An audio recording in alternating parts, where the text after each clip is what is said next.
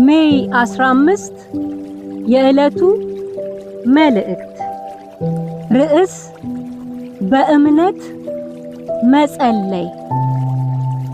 የእምነትም ጸሎት ድውዩን ያድናል፣ ጌታም ያስነሳዋል። የጻድቅ ሰው ጸሎት በስራዋ እጅግ ኃይል ታደርጋለች። የያዕቆብ መልእክት ምዕራፍ 5 ከቁጥር 15 እስከ 18። ሐዋርያው ያዕቆብ ጸሎትን አስመልክቶ 3 ሐሳቦችን ይሰነዝራል። ማንም ጥበብ ቢጎድለው ሳይነቅፍ በልግስና የሚሰጠውን ጌታን መለመን እንዳለበት፣ ሆኖም ጸሎቱ በማመንታት የታጀበ ከሆነ ምላሽ እንደማያገኝ ያዕቆብ ምዕራፍ 1 ቁጥር 5 እስከ 8።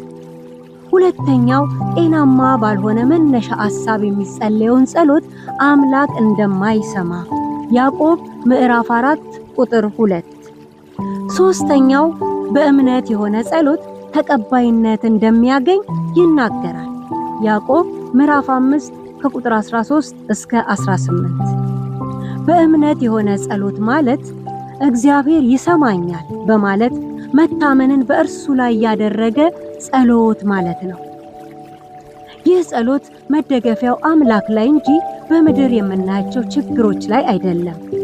ስለዚህ በእምነት መጸለይና የጸሎት መልሳችንን የመቀበል ልምምዳችንን አጠናክረን እንቀጥል። ያዕቆብ በእምነት የመጸለያችን ጉዳይ ውጤት በጸሎት ልምምዱ ዋቢ የሚሆንልንን ነቢዩ ኤልያስን ያወሳልናል። ኤልያስ ብርቱ የሆነ ጸሎት 2 ጊዜ ጸለየ። ሁለቱንም ጊዜያት እግዚአብሔር ሰምቶ መለሰለት። ታዲያ እሱ እኮ የተለየ ሰው ነው እንዳንል እንደ እኛ የሆነ ሰው ነው በማለት እኛም በእምነት ብንጸልይ እንደምንሰማ ያረጋግጥልናል። እንግዲህ በእምነት የሆነው ጸሎት የተወሰኑ አገልጋዮች ልምምድ ብቻ አድርገን እንዳናርቀው፣ ይልቁንም ሁላችንም ልንለማመደው የተገባ ጉዳይ ነው። ስለዚህ በስራዋ እጅግ ኃይልን የምታደርገውን የጻድቅ ሰው ጸሎትን ከእምነት ጋር በማያያዝ እንጸልይ። የኤልያስ አምላክ የእኛም አምላክ ነው። እርሱን ሰምቶ እንደመለሰለት እኛንም ይሰማናል ይመልስልናልም።